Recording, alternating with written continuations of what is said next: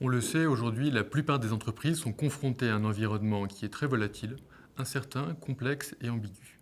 Alors pour rester compétitif dans ce type d'environnement, les entreprises cherchent à gagner en flexibilité, réactivité et créativité. Alors pour ce faire, elles mettent en place des innovations managériales comme la libération d'entreprise ou d'autres démarches d'empowerment. Au cœur de ces démarches, on trouve l'idée que pour être plus agiles et plus performantes, les entreprises doivent aplatir leur structure hiérarchique, c'est-à-dire avoir moins de managers, voire même s'orienter vers des structures auto-organisées, autogérées, c'est-à-dire ne plus du tout avoir de managers. C'est ce qu'on appelle la thèse de la fin du management.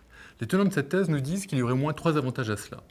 Premièrement, cela permettrait de réduire la masse salariale et donc d'alléger les coûts de structure. Deuxièmement, cela aurait l'avantage de raccourcir la chaîne de décision et donc d'avoir des entreprises plus réactives. Enfin, cela permettrait de transférer des responsabilités aux employés de premier niveau et donc de libérer les énergies en interne.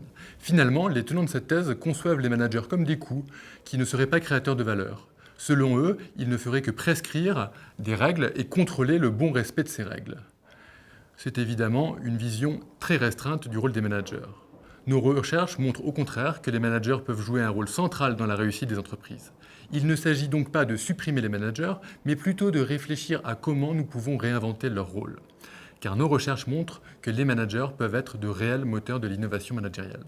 Si vous êtes intéressé par nos pistes de recherche sur ce thème, n'hésitez pas à nous contacter.